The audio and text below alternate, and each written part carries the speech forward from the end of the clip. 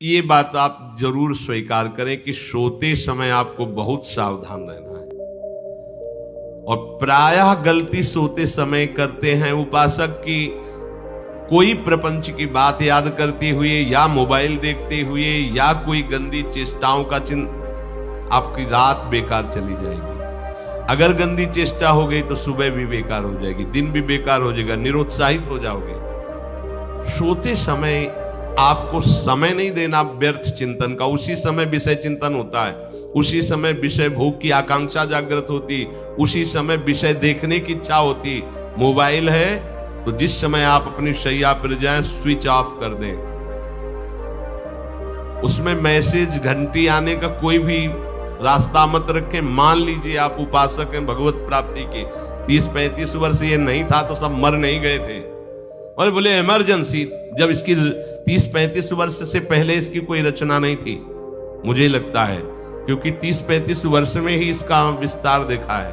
नहीं तो कभी किसी के पास मोबाइल नहीं। कोई बड़े अधिकारी तो इतना बड़ा हो, इतना बड़ा वाला हो, ऐसे रखते थे। तो नहीं तो मोबाइल तो हमें लगता है 30-35 वर्ष। तो फिर इमरजेंसी कैसे चलती थी? कैसे चलती थी इमरजेंसी? और आप ब्रह्मा हो क्या कि इमरजेंसी संभाल लोगे? स्विच ऑफ करो। जो सब इमरजेंसी संभालने के लिए तैयार, रात दिन न सोता है, वो हर समय जागृत रहता है, वो हमारा आराध्य देव है। स्विच ऑफ करो, चिंतन लगाओ श्री जी का। ये जो रात्रि के शयन के समय मोबाइल में इधर उधर दृश्य देखने हैं, अपने सर्वनाश का बीज बोना है। मान लो, हमारी प्रार्थना मान लो।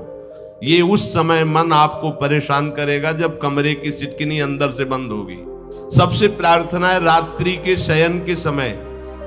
तो बोले फिर ठीक है 10 बजे तक देख लेंगे मोबाइल, इसके बाद शयन के समय भजन कर लेंगे। होगा ही नहीं। क्या तुम देखना चाहते? प्रिया प्रीतम के सिवा और कुछ क्या देखना चाहते? वो तो सुभग सुंदरी सहज सिंगार है, सहज शोभा सर्वांग प्रति सहज रूप वृषभानुनंदिनी। हमारी स्वामिनी जी की सुंदरता छुपाने के लिए आभूषण पहनाए जाते हैं।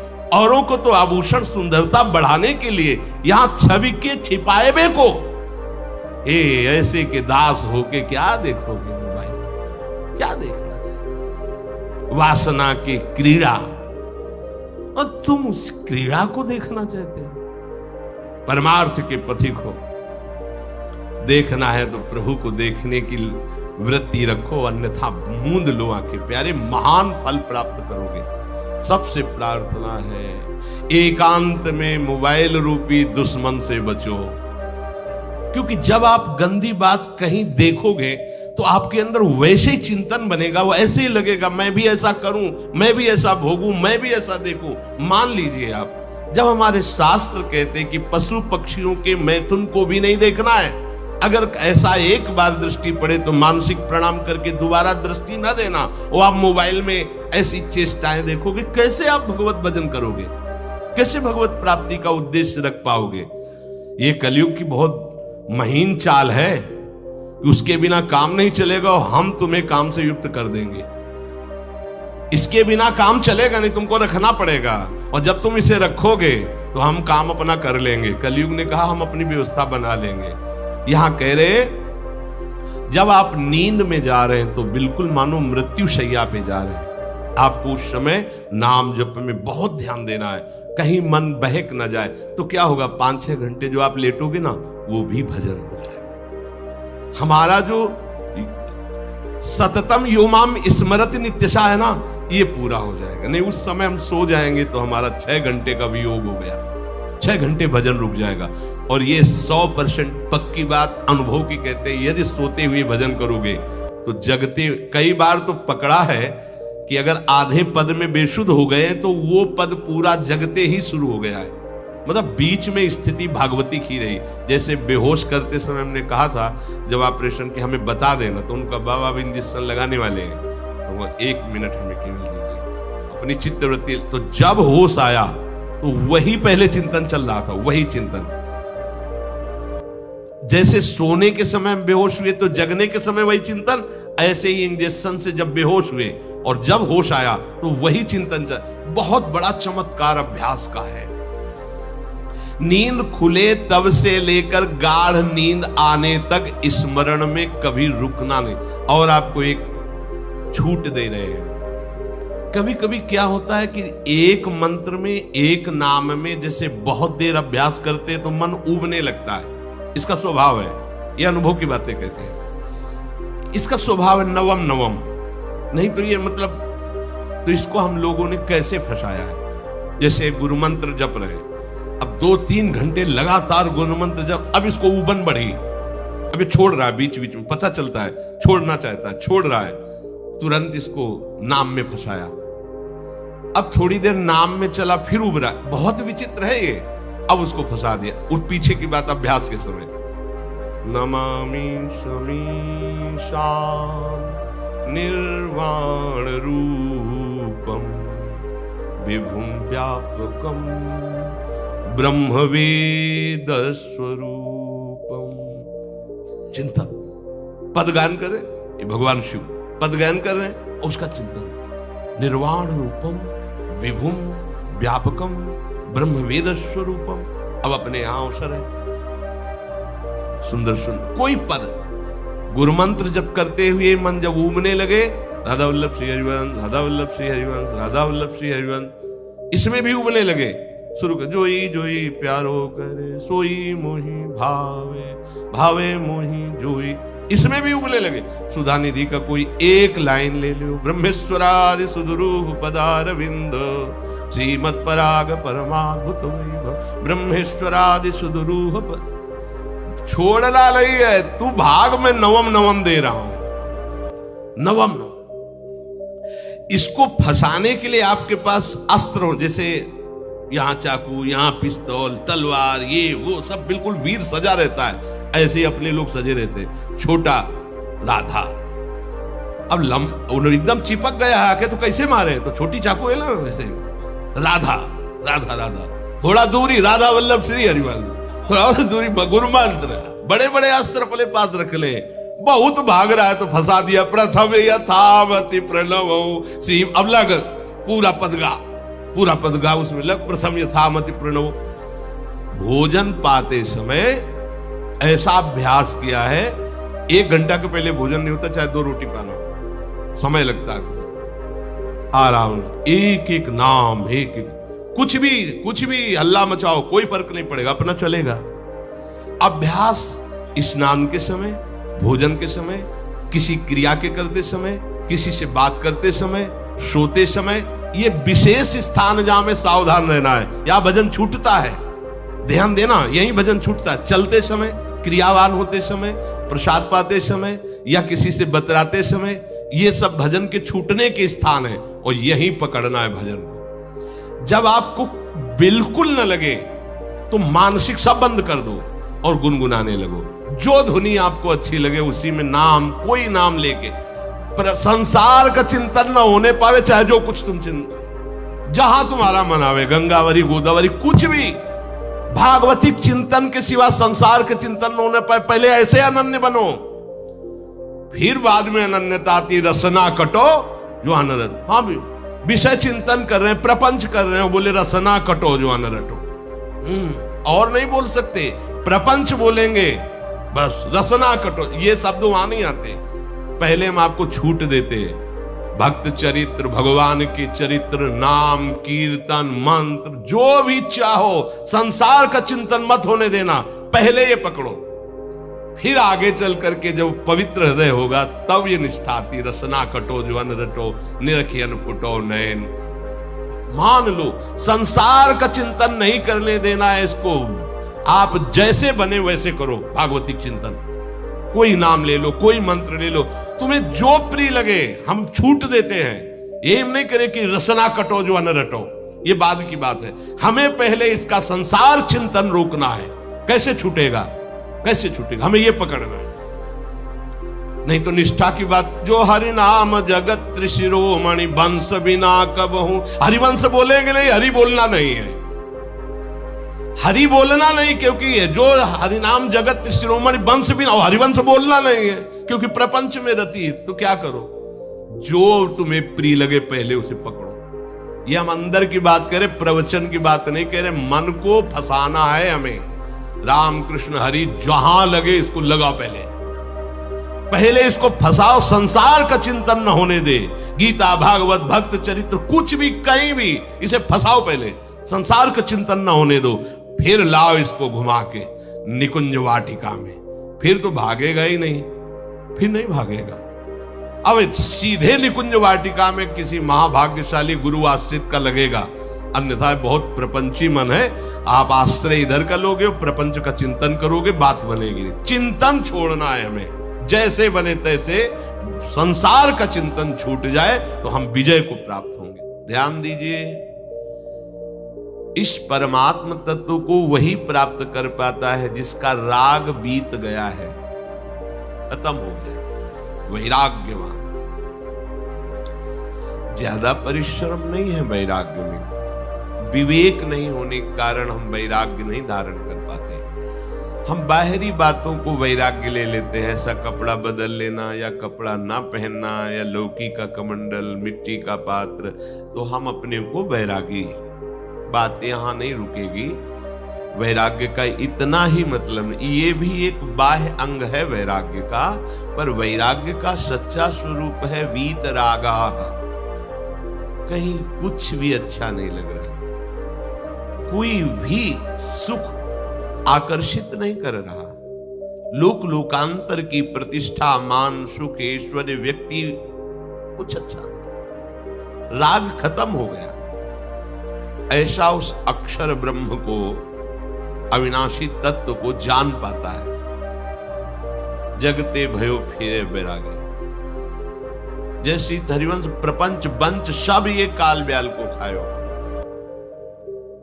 हालत यह है कि जैसे सांप ने मेढक को पकड़ रखा और मेढक सामने पतिंगा को, कीड़े को पकड़ना चाहता है। उसे यह पता नहीं कि मैं खुद किसी का कवल बन चुका हूं, वो एक झटके में मुझे अपने पेट में ले जाएगा। ऐसे ही हम सब हैं, काल के द्वारा ग्रसित है। काल ने हमें पकड़ रखा है, पर हम भोग भोगना चाहते हैं। हम नाना प्रकार की मान प्रतिष्ठा पाना चाहिए, ये पता नहीं एक झटके में हमारा अस्तित्व ही खत्म हो जाएगा। जिनके अंतःकरण में किसी भी व्यक्ति, वस्तु, स्थान, पद, प्रतिष्ठा का राग ही नहीं रह गया है, उसे कहते हैं वैराग्यवान। वीतरागाः, राग ही नहीं है। जिनका अंतःकरण निष्पाप निर्मल हो चुका है, जिनके हृदय में केवल भगवत प्राप्ति की उत्कट लालसा जागृत हो गई है, ऐसा साधन संपन्न उपासक परमात्म तत्व में प्रवेश पाता है। अध्यात्म मार्ग की ऊंचाई पर वो स्थित हो जाता है। यदि छंतु ब्रह्मचर्यम चरंती, जिनकी इच्छा एकमात्र भगवत प्राप्ति की है, यदि छंतो, उनको क्या करना होगा? ब्रह्मचर्यम चरंती, ब्रह्मचर्य का पालन करना होगा। प्रत्येक इंद्रियों का निर्विषय हो जाना वास्तविक ब्रह्मचर्य है। केवल जनेंद्रिय से ही ब्रह्मचर्य को नहीं लेते। हमारी प्रत्येक इंद्रिय भोगों से रहित होकर भगवत अनुराग में, नेत्र प्रभु को देखना चाहते हैं, त्वगेंद्रिय प्रभु को स्पर्श करना चाहते हैं, घ्राणेंद्रिय प्रभु के श्री अंग की गंध पाना चाहते हैं, श्रवणेंद्रिय प्रभु के वचन सुनना चाहती है। एक एक इंद्रिय अपने प्रभु में लग गई, अंतर्मुख हो गई, बाहर विषयों का त्याग हो गया। इसे ब्रह्मचर्य कहते हैं। पर प्रारंभिक ब्रह्मचर्य में जनेंद्रिय का ब्रह्मचर्य अत्यंत आवश्यक है। यदि जनेंद्रिय जन्य व्यभिचार दोष से युक्त है तो कदापि उसे भगवत प्राप्ति नहीं हो सकती। शुभ गति व्यभिचारी शुभ गति चाहे, असंभव। और भगवत मार्ग में सबसे बड़ा दुश्मन यही व्यभिचार दोष है, काम। इसी से हमारा हृदय मलिन होता रहता है, अंधा बटे और बड़ा चबाए वाली दशा रहती है। हमें 50 वर्ष हो गए, अरे 50 जन्म हो जाए, तुम व्यभिचार करो, गंदी बातें करो, गंदे चिंतन करो, सो समय व्यतीत कर, अनंत जन्म व्यतीत हो गए, भगवत प्राप्ति हुई क्या? 50 वर्ष से भगवत प्राप्ति हो जाएगी क्या? 5 मिनट काफी है भगवत प्राप्ति में, एक बार नाम काफी है। वो स्थिति तो लाओ। बार बार बहिर्मुख वृत्तियों के द्वारा विषयों में सुख बुद्धि कर लेने से हमारा सारा का सारा अध्यात्म चिंतन बदलता रहता है, इसलिए लाभ नहीं मिल पाता, एक रस चिंतन नहीं रह पाता। बार बार विक्षेपी विषय करते रहते हो, हम सहते रहते हैं और भोगते रहते हैं। एक बार तो हिम्मत करके उठो, अब लो नशानी अब ना नशई हो, एक बार तो दृढ़ बनो। बस मन के अनुकूल चलने की बात को तुम्हें रोकना होगा, तभी तुम्हारे अंदर यदि क्षंतो ऐसी इच्छा जागृत होगी। पक्का पक्का ऐसा ही है, जब हम किसी विषय के वेग को सहते हैं, विषय नहीं भोगते हैं, तो मन बहुत जलाता है। उस जलन में फिर एक ही बात होती है, बस भगवत प्राप्ति हो जाए, झंझट खत्म हो जाए। कब तक हम इसमें चलेंगे? एक बार भगवत, वो जलन हमको भगवत प्राप्ति की इच्छा प्रकट करती है। अपने लोग क्या करते हैं? जलन को मिटाने की कोशिश करने लगते हैं, तो भगवत प्राप्ति की इच्छा क्या, भोग प्राप्ति की तृष्णा जागृत हो जाती है। भोगे हुए भोगों को बार बार भोगने की इच्छा का नाम तृष्णा है। बाहर और भीतर से कोई सहयोगी नहीं, जल रहा है उपासक, तब रास्ता निकलता है भगवत प्राप्ति का, तब इच्छा प्रकट होती। अब नहीं, बहुत जल लिया, अब तो केवल प्रियाजू के समीप जाना है, अब तो प्रभु के सानिध्य में रहना है, नहीं इन भोगों की जलन में जलना है। यहां तक पहुंचने के लिए जलना होगा, तभी लिखा सहित सहित बाढ़े भगति तास्तिति क्षस्व भारत, क्योंकि आगमा पाइनो अनित्यास, ये नाशवान काम क्रोध आदि तुम्हें प्रेरित करेंगे, तुम इनके वेगों को सह जाओ। ये स्थायी नहीं है, आगमा पाइनो है, आने जाने वाले हैं, और ये सहन करने से नष्ट होते हैं, भोगने से बढ़ते हैं। यदि क्षंतो, अगर भगवत प्राप्ति की इच्छा है तो ब्रह्मचर्यम चरंती, ब्रह्मचर्य का पालन करना ही होगा, इसमें कोई गुंजाइश नहीं, क्योंकि आप चल ही नहीं सकते। ध्यान से सुन लो, ये मनोरंजन का मार्ग नहीं है, इसमें मन ही मार तनहारिक वृंदावन में गाज, इसमें मन मारना होगा। प्रायः ये मन को दुलार करने वाले लोग कभी भाग्य से सत्संग में भी आ जाते हैं, कभी श्री विग्रह के दर्शन करने भी मंदिर पहुंच जाते हैं, कभी तीर्थ याटन भी करते हैं, पर इनका कोई लक्ष्य नहीं होता। आज सुन लिया सत्संग, बढ़िया है, लक्ष्य नहीं होता। यहां लक्ष्य वालों की बात हो रही। यदि क्षंतो, यदि तुम्हारी ऐसी इच्छा जागृत हो रही किसी जन्म में भगवत प्राप्ति करनी, तो ब्रह्मचर्यम चरंती, आप सच्ची मानिए, जिसके निकालने में तुमको सुख की अनुभूति हो रही, उसको रोकने में कितनी सुख की अनुभूति होगी। उन्मत्त हो जाओगे, बहुत जल्दी आपके सारे के सारे करण भगवदाकार होने लगेंगे यदि आप ब्रह्मचर्य का पालन करेंगे। शरीर स्वस्थ, हल्का, मन प्रसन्न, नींद आदि पर विजय, कितने गुण ही गुण। और ब्रह्मचर्यहीन आलस्य, प्रमाद, भोगों का चिंतन, मन का डिप्रेशन में पहुंचना, कमर में दर्द, टांगों में दर्द, सर में दर्द, घबराहट होना, बिना किसी कारण के मन भयभीत हो रहा है, भोजन अपच हो रहा है, बिना किसी प्रक्रिया के वीर नाश हो रहा है, बिना किसी प्रक्रिया के। काहे को मृत्यु स्वयं स्वीकार कर रहे हो, ये मृत्यु है। चाहे भगवान दत्तात्रेय जी बोल रहे हैं या भगवान कपिल देव जी बोल रहे हो, जब उपासक को संबोधन करते हैं भगवत प्राप्ति के लिए, तो कहते हैं कि इस भोग वृत्ति को साक्षात मृत्यु रूप देखो, ये मृत्यु है तुम्हारी। जब शरीर राग त्यागना है तो तुम शरीर से भोग भोगोगे तो आसक्ति शरीर की पुष्ट होगी, आसक्ति भोग सुख की पुष्ट होगी, है नहीं। कितने दिन शरीर रहेगा, कितने दिन भोग रहेंगे। विचारवान बनो, ब्रह्मचर्यम चरंती, ब्रह्मचर्य का पालन करो। उपासक जो ब्रह्मचारी होता है उसका खिला हुआ चेहरा रहता है, जैसे कमल खिला हुआ, बिना किसी कारण के उसकी मुख मुद्रा में प्रसन्नता होती है। जो ब्रह्मचर्यहीन होता है बुझा हुआ चेहरा होता है, तेजहीन, बिना किसी कारण के वो शोकग्रस्त लगता है। बैठा है, आपको लग रहा है शांत है, लेकिन आप चेहरे को देखो, वो एक शोकग्रस्त है, कुम्हलाया हुआ चेहरा, अशांत चेहरा। मुख प्रसन्न, तन तेज विराजा, यह है ब्रह्मचर्यम चरंती, भगवत आराधन संपन्न उपासक का। जैसे आग में पैर रखते हुए कोई चले तो कैसे चलेगा, ऐसे ही ब्रह्मचारी की पहचान है। इतनी स्फूर्ति उसके अंदर होती, जैसे आग में चलने वाला पूरा पैर नहीं रख पाएगा, अगला कदम रख देगा क्योंकि ताप लग रहा है, ऐसे उसकी स्फूर्ति होती पैरों में। उसकी आंखें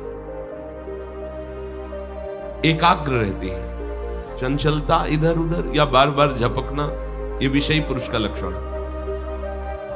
बार बार पलक झपकना ये विषयी पुरुष का लक्षण है। इधर उधर ताक झांक, चंचलता, ऐसा बैठे तिनका तोड़ रहा है, पैर हिला, ये सब विषयी पुरुष के लक्षण है।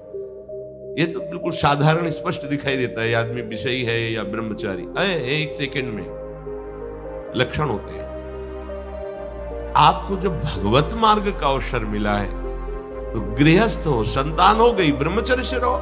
नहीं चाहिए संतान, तो भ्रूण हत्या, गर्भ हत्या जैसे महापाप करने की क्या जरूरत है। उसी वीर से संतान उत्पन्न होती है जिसको आप नष्ट कर रहे हो, जिसको आप ऐसे पानी में बहा रहे हो, व्यर्थ फेंक रहे हो, तो उसको भ्रूण हत्या का पाप लग रहा है, तो तुमको पुण्य लग रहा है, वीरपात कर रहे हो तुम्हें भी वही हत्या लग रही है, क्योंकि उसमें वही जीवात्मा है जो मां के गर्भ में जाके बालक रूप धारण कर लेती है, उसको तुम नष्ट कर रहे हो। और बुद्धि भ्रष्ट हो गई है, समझ में नहीं आता, व्यर्थ में वीरपात करते हैं, व्यर्थ में। तुम्हारा भजन बनेगा, तुम अध्यात्म के योगी बनोगे, मजाक है अध्यात्म का मार्ग। होश में हो जाओ, ये मन के दुलार को बंद करो। जब तक इच्छा ही नहीं भगवत प्राप्ति की, तो फिर तुम कैसे भगवत प्राप्ति कर पाओगे। भगवत प्राप्ति की इच्छा कैसे होगी जब तुम्हारी इस तरह से निंदनीय वृत्तियां हैं। इंद्रियों को दुलार कर रहे हो, मन को दुलार कर रहे हो, भगवत प्राप्ति चाहते हो, आचरण नीच और चाहते हो उच्च पदवी। सावधान हो जाओ।